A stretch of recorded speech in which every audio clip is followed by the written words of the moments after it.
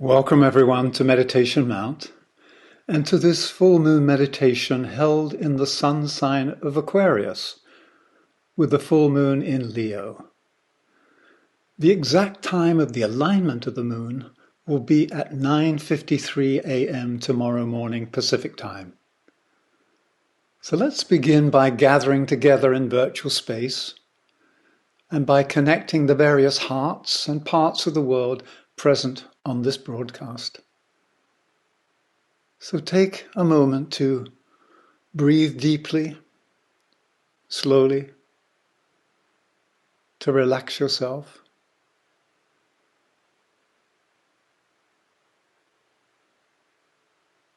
And then enter the silence and stillness of your heart.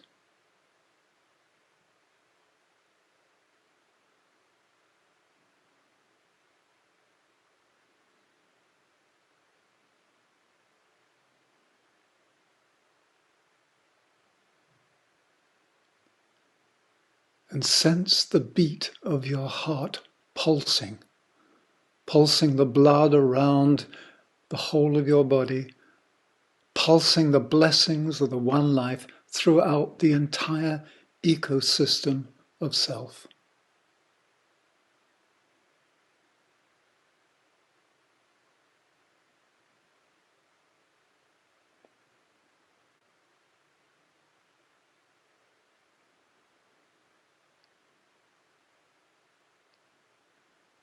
Acknowledging that we are alive. Life is flowing through us. We are flowing through life. Life is pulsing through us. Love is pulsing from our heart to the world. And now both visualize and sense the connection of our hearts. We see lines of lighted energy joining heart to heart to heart, weaving together a lighted matrix of love.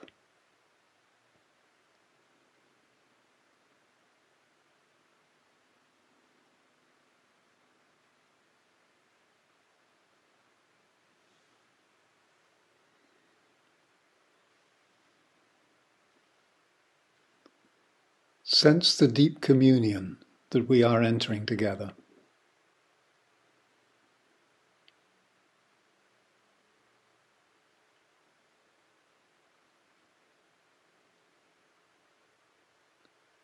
And as we hear the sound of the Tibetan bowl resonating through the ethers, we affirm and know in our bones the fact that together we form a coherent and connected field of joyful service through the resonance of the group heart.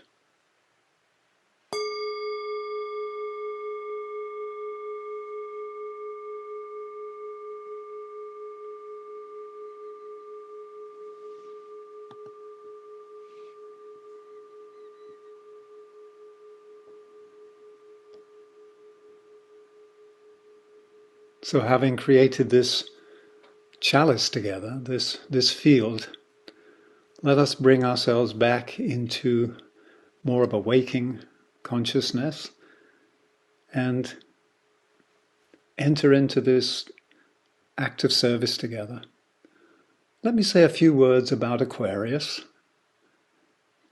So Aquarius is an air sign, and its influence stimulates our spiritual capacity to love and serve the common good. And those of you who are familiar with its symbol know that it's the water bearer. It's the person carrying a pitcher of water on their shoulder. And the keynote, or the spiritual motto for Aquarius is, "Water of life am I, poured forth for thirsty people." Water of life am I, poured forth for thirsty people. However, the water referred to in the keynote is not the water of our streams and oceans. It's the spiritual waters that represent the life force flowing and circulating in this air sign. So the waters referred to are the life more abundant that's referred to in biblical text. The life more abundant that we await with expectant joy in this coming era. So let's get a better understanding of the qualities available to us in this solar sign. Let's start by saying the exoteric ruler of Aquarius is Uranus. And Uranus is known as the god of the higher heavens. And this symbolizes the ethers that form the medium of our relationship with the whole. So through the ethers, we're connected. Through the etheric web, we are joined with all things. And Uranus is a seventh ray planet. And the esoteric ruler of Aquarius is Jupiter. And Jupiter is known as the father of the gods. And it presides over human society with its secondary qualities of cohesion, harmony, expansion, and unity. So let's take this a step further and review the ray energies that pour through the constellation of Aquarius. And let me say, for those of you not familiar with the science of the rays, you can simply picture a rainbow. And instead of just seeing the 7 colors of the rainbow, imagine that each color represents a particular living presence, a presence that embodies a specific frequency or quality of energy. And this spectrum of lives, these 7 colors, are the 7 colors of the light of the one life. And in fact, in the Bible, these 7 rays are referred to as the 7 spirits before the throne of God. Now, in Aquarius, the dominant energy or the dominant ray is the 5th ray of concrete knowledge and science. That's the energy pouring through Aquarius. Now, attendant with the 5th ray is also the 2nd ray because of Jupiter and the 7th ray because of Uranus. So these 3 energies together, they help establish right relationship and assist in the anchoring of spiritual energy in material form. For instance, the motto of the 7th ray articulates this synthetic function because this motto says, the highest and the lowest meet, and spirit irradiates the forms. So with the 7th ray, you have this ability to bring spirit into matter in a very dynamic way. So these 3 rays, the 2nd, the 5th, and the 7th, they're present in Aquarius, and they create the perfect combination to aid in, I guess, what we could call the reimagination of our world and the renaissance of the soul. And also the revelation of the soul in its many diverse expressions, cultural expressions, artistic expressions, the many, many expressions of the one. And this is reflected in the affirmation describing the spiritual destiny of the United States of America. I think we're all familiar with the phrase, e pluribus unum, out of many, one. So in this particular month, we get a deeper sense of the greater cycle we're entering, namely the age of Aquarius. So this is the month where we're under the influence of the constellation of Aquarius, and we are entering into the age of Aquarius. And a few days ago, Pluto entered Aquarius and will stay there for the next 25 years. So there's a major shift happening. So the age of Aquarius is the age in which the collective heart of humanity will be awakened. That's what's been prophesied. And this spiritual goal, in fact, is enshrined in the very first article of the UN Declaration of Human Rights. If you're familiar with it, it says that all human beings should act towards one another in a spirit of brotherhood or fellowship. So one point to remind ourselves as we move between these 2 ages, between the 6th ray and the 7th ray, the Piscean and the Aquarian, is that things that will be born in Aquarius will have a different formation than those born in the Piscean age through the 6th ray of idealism and devotion. It's neither good nor bad, there's just a different kind of manifestation. For instance, in the age that we're now leaving, the sixth ray can have a tendency to crystallize beliefs and social structures and make them difficult to gracefully change and to be updated when needed. But I have to say, sometimes the Piscean age and the influence of the sixth ray of devotion is not really appreciated. It gets a bad rap. It's seen by people as something old and outdated, and sometimes even negative. I know people have said, oh, that person's Piscean. I went, no, what does that mean? So let me share some positive aspects of the age we are leaving. In fact, the Piscean age focuses the tendency to devotion and idealism. And it's been a benevolent force that's allowed us to adhere to our highest principles and to remain aligned to our ideals. If you like, it keeps our spiritual head above the waters of the astral plane so that we don't drown. However, the problem occurs when the sixth ray energy shows up in its shadow version or its negative expression, because then the ideals and beliefs infused with strong devotion become divisive and dogmatic. And if you look around the world at the moment, we could say that the ultimate ossification of dogma is fanaticism. And fanaticism is a rigid position that refuses to change, is unwilling to consider other perspectives, and sees its beliefs as the only expression of truth. So it's a real crystallization. So we're dealing at the moment with the sixth ray. It has its positive aspect, it has its negative aspect. And it's interesting to note, if we look at world events, that both Russia and the USA have sixth ray personalities. So both of these nations can draw upon the strength of idealism when aligned with their overlighting soul. But there's a real danger that both nations can sink into dogmatism, fanaticism, when the light of the soul does not guide the outer actions, and it opens the door to totalitarianism. So if the Piscean age is characterized by crystallized forms that eventually need to be broken up, then the Aquarian age, with its seventh ray influence, will have forms that are more flowing and fluid, that resemble what I would say liquid crystal. So let me give an illustration that might be helpful. The very screen that you're looking at the moment, that we're joined in virtual space on this meditation, this screen is in fact a liquid crystal display, an LCD. Now, as we know, a liquid crystal display shows accurately each moment the impulses being transmitted from the source. So every millisecond, it refreshes and shows a new image. So at the moment, you can see me, I'm moving my hands, I'm moving my lips, I'm moving. It's not a still shot. It's not a sculpture. It's not carved in stone that has to be broken up and remade. So the beauty of this seventh ray form is liquid crystal responds and changes continuously, moment by moment, and reflects on the outside, on the screen, what is the pulsing note on the inside. So one of the advantages of entering the seventh ray and the age of Aquarius is that the seventh ray maintains a dynamic and fluid integrity between purpose and form. Remember, we said the highest and the lowest meet, and spirit irradiates form.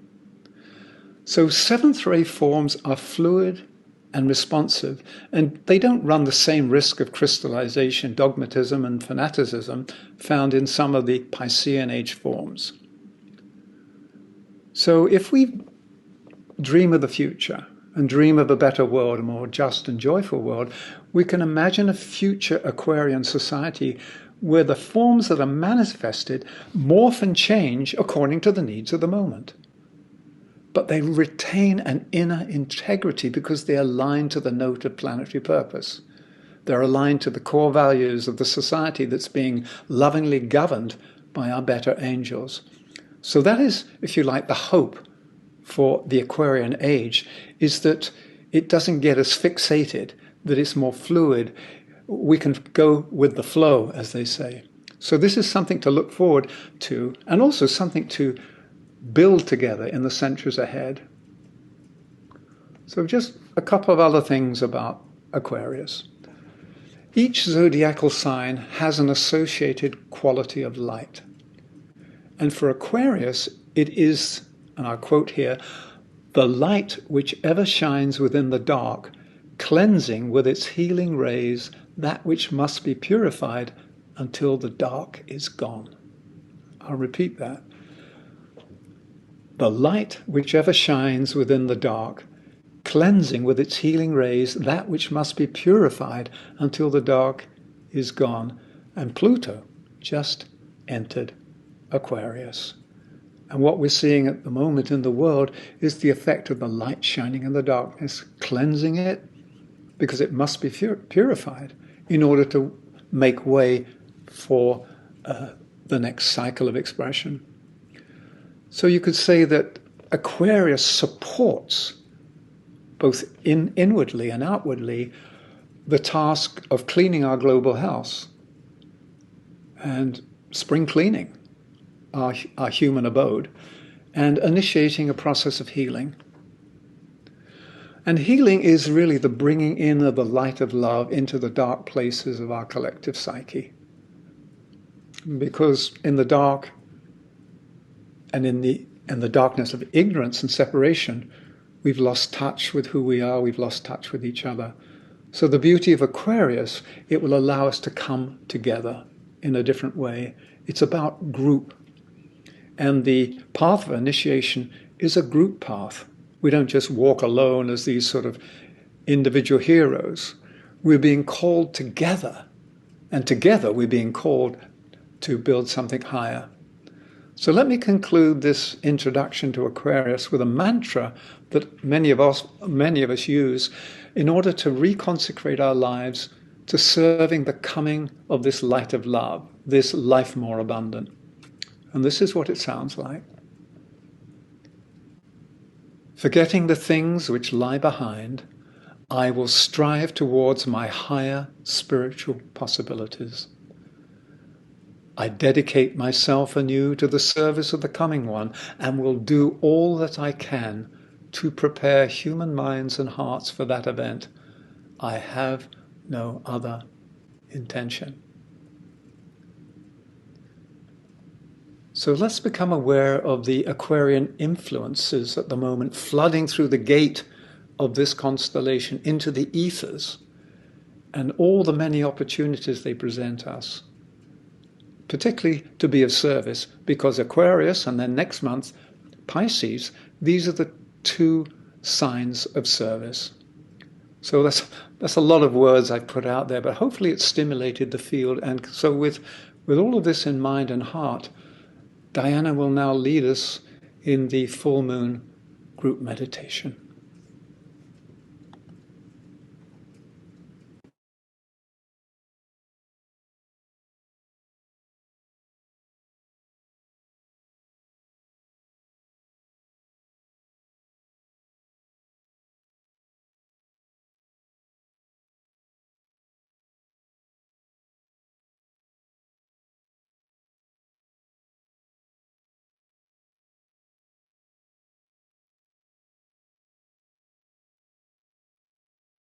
Hello, everybody.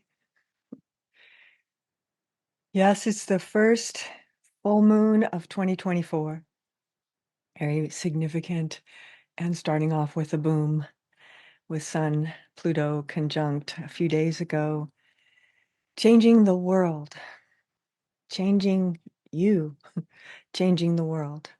And this is such an opportunity to go through or allow transformation in your life in a personal level, and of course, on a global level, which is what's happening. So it's pretty exciting because these energies are really big. And remember that Pluto has a 248-year cycle, and Pluto just conjuncted Pluto in the United States chart. So we've just gone through a major upheaval in the United States, and now it's changing signs into Aquarius. And the last time it was in Aquarius was 1778 to 1798. And that was when the American Constitution was written. We the people. And so calling back what Michael was talking about, that group life, we the people. What is that going to look like over these 20 years and how it's going to download onto the planet remains to be seen. But the more we can clean it up on our side, in our personal space, in our outer space, the more we're contributing to the peaceful transition from one way to another. 2025 is coming up with that shambolic impact we think is happening, probably coming, is coming. And that is going to be part of the distribution of these bigger energies that are afoot for us all. So how does this affect your life in global change, cathartic societal change, personal transformation, and the momentous shift for all of us to move together and in love and light, right, into this new paradigm that is touched by Aquarius, right? Because that's what Pluto's moving into. That's what the sun is in. That's the age of Aquarius, like Michael was saying. We're coming into a new age, not yet, but this is the harbingers of what is coming for us. And it's very important times. And so it's good to remember that. And the word I wrote down for this talk was yield. I could have written the word down surrender, but I think yield is a softer, sometimes heard word. To yield, it's almost like bowing namaste to this big full moon energy that's coming through. And the other thing I just wanted to mention is that Neptune and Pluto were not discovered that long ago. There was no Neptune and Pluto that we were aware of on this planet. We barely knew Uranus was there because it would go in and out. But the astronomers of the time could see something coming in and out, and that was Uranus back for a long, long time, thousands of years. But Neptune and Pluto couldn't be seen by the naked eye. And so it seems so perfect that around in 1930, in the 30s of that those planets were discovered. And they're so needed right now to understand the global shift that is happening. It was a different time then. People stayed where they grew up, they were born.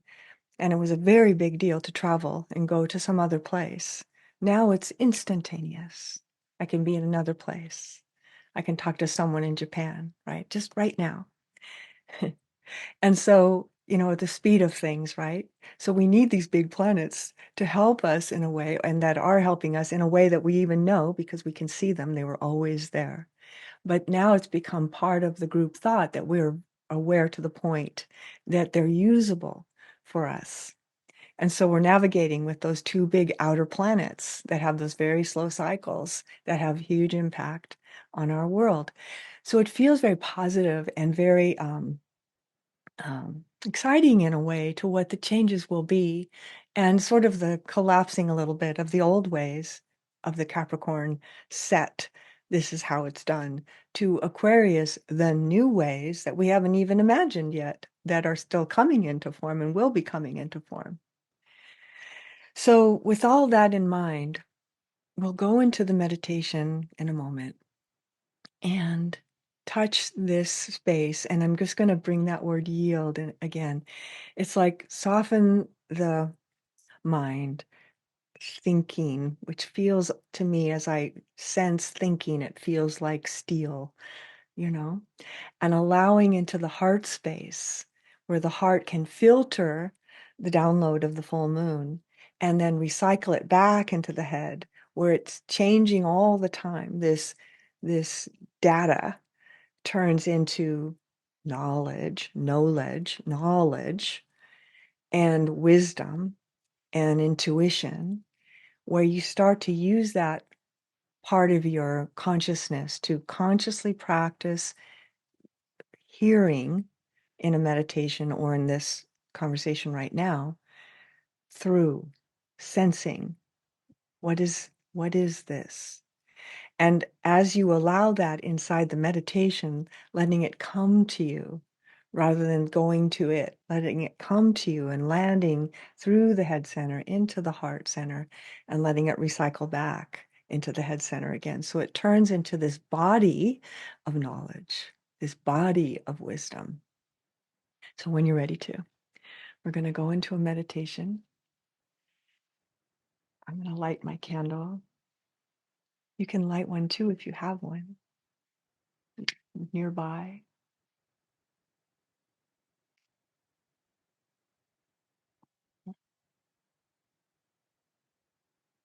So when you're ready to close your eyes,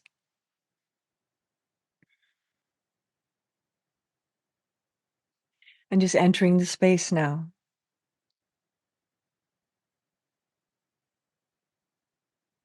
of meditation on this full moon, on this first full moon of 2024,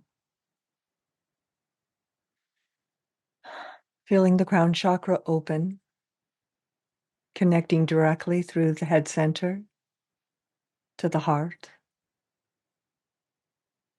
through the soles of your feet, to the mother of the world.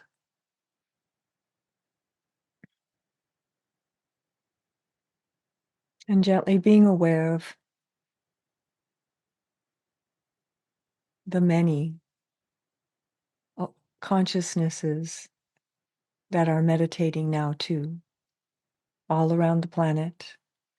And just from the heart center, sensing all of us, all these conscious souls, all these wide awake ones, and all these awakening ones, more and more every day. Feel the increasing light of awareness across the planet.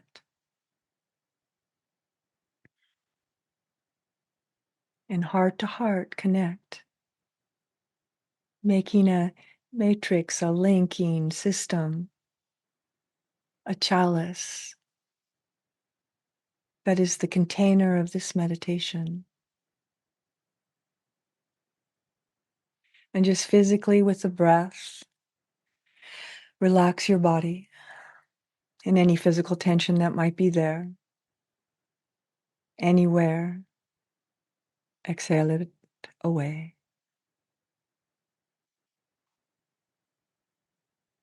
And then consciously relaxing the emotional body with the breaths on the exhale. Letting go of tension in the moment, accumulated tension over this period, old tensions from the past. Put it down.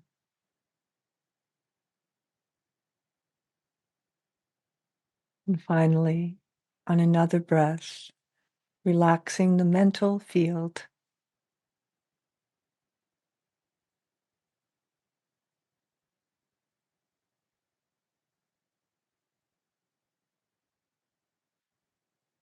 And as you do so, sending a line of light from your heart center up into the head center, taking your seat now in the heart of the head.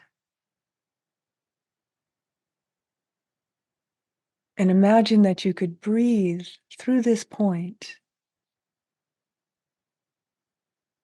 In a sense, breathing through the third eye, awakening the third eye. And as you do so, you'll sense things, vibration, frequency, light, whatever you notice. Taking your seat within the head center, within the cave.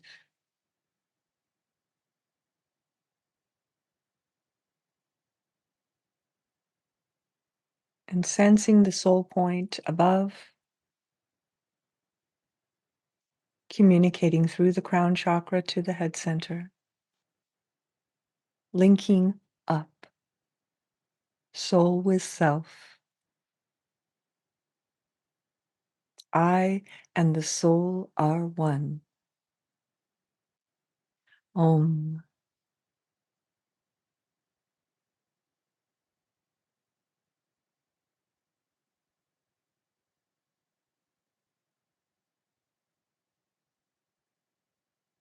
And in this communion, sensing the energies as that line of light continues upward, connecting to that triad of the masters and teachers,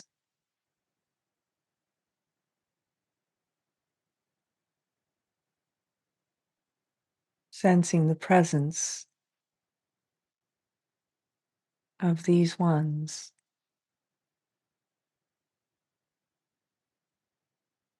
governing this meditation, harmonizing the energies of this energy so it can be translated,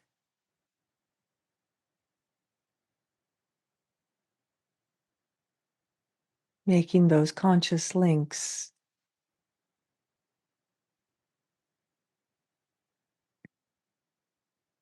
to Shambhala,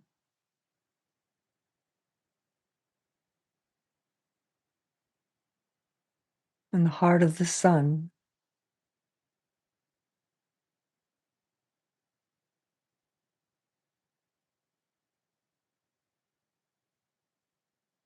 and the heart of Sirius.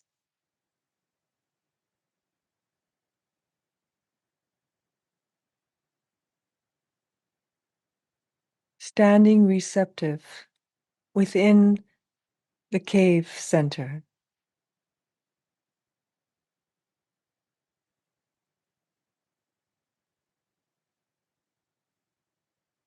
And we'll use a seed thought to go into the silence. We'll be in the silence for about 10 minutes.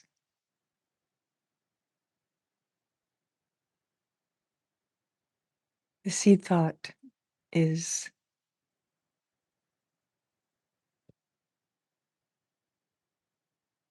by light, we are transformed into greater light.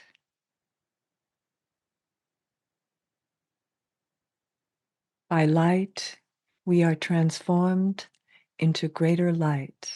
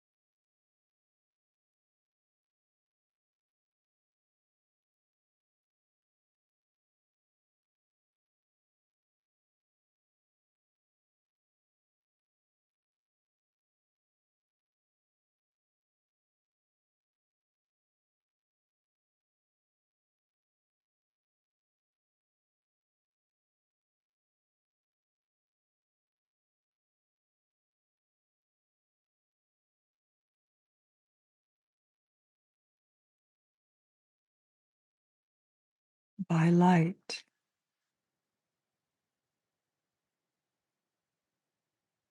We are transformed into greater light.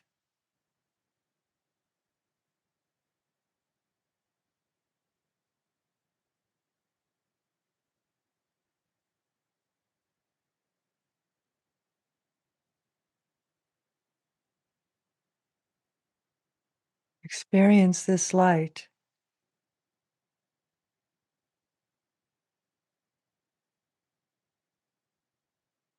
within yourself and around you.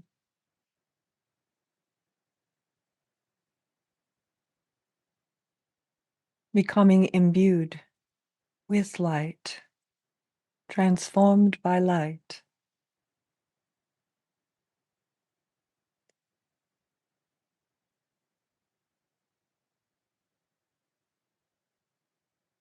And in these next moments,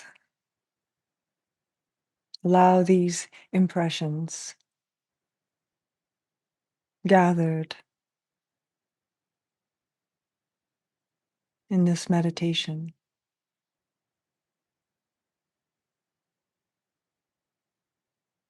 to inform the consciousness,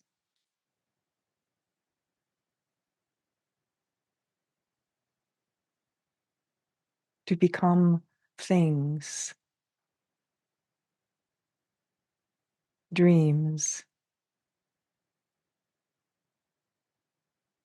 art, ideas, healings, service, and more.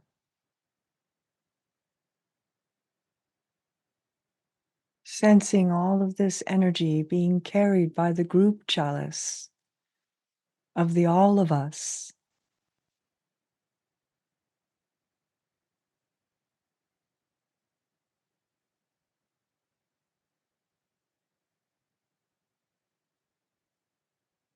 and the one.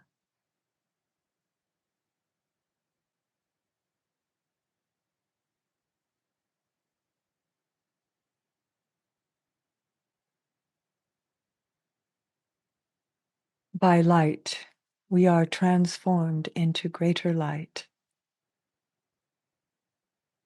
And still within the heart of the head center,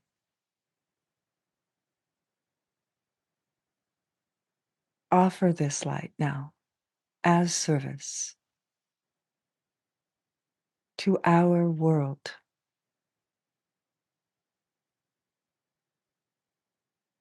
See it as a blessing, as a healing,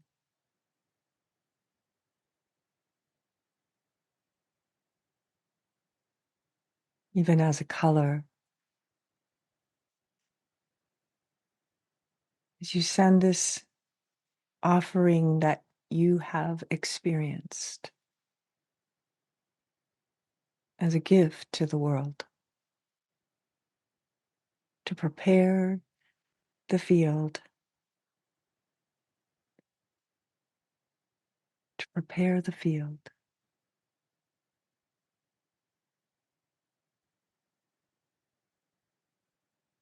And then letting your breath get deeper, becoming more and more in this moment, present in this time and space, in this solar Aquarius, full moon in Leo, courage, bravery, heart.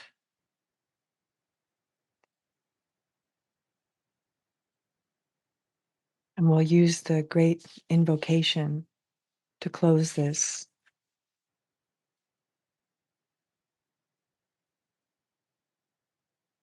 From the point of light within the mind of God, let light stream forth into all human minds.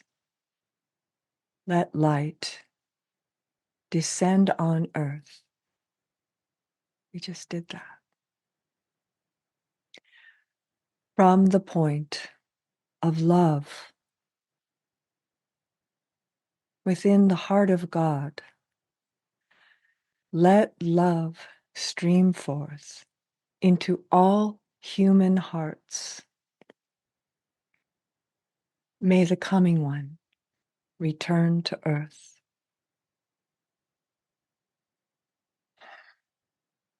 From the center, where the will of God is known, let purpose guide all little human wills. The purpose which the masters know and serve. From the center, which we call the human race, let the plan of love and light work out, and may it seal the door where evil dwells. Let light and love and power restore the plan on earth. Om.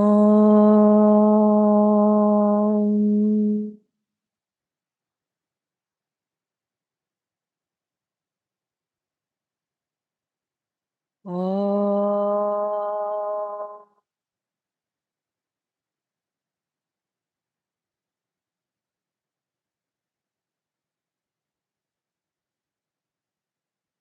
Om.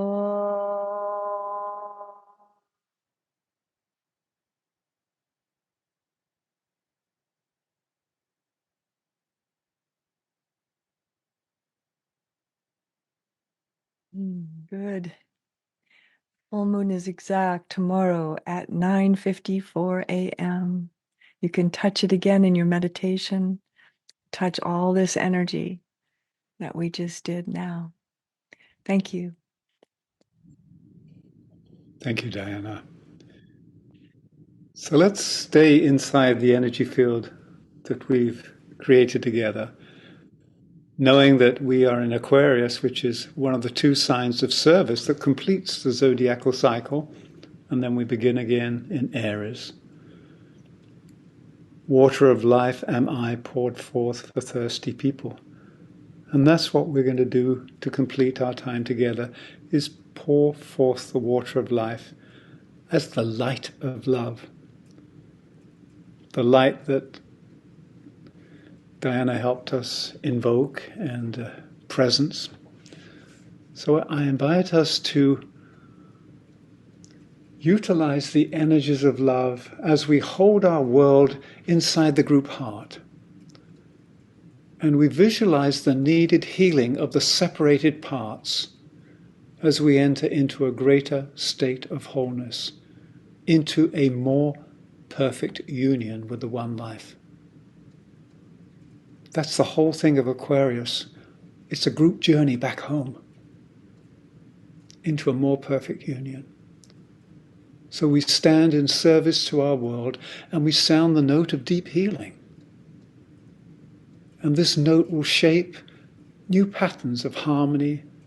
It will create a new sacred geometry on earth, a geometry based on love that will be the template for the Aquarian age.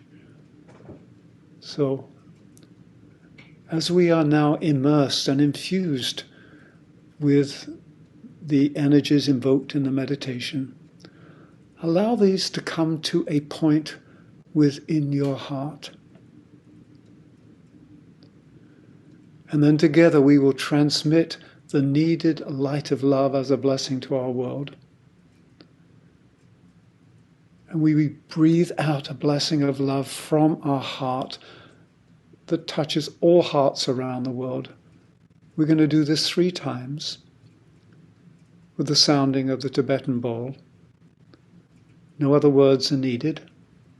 There'll be 3 soundings, 3 breaths, and 3 waves of blessing.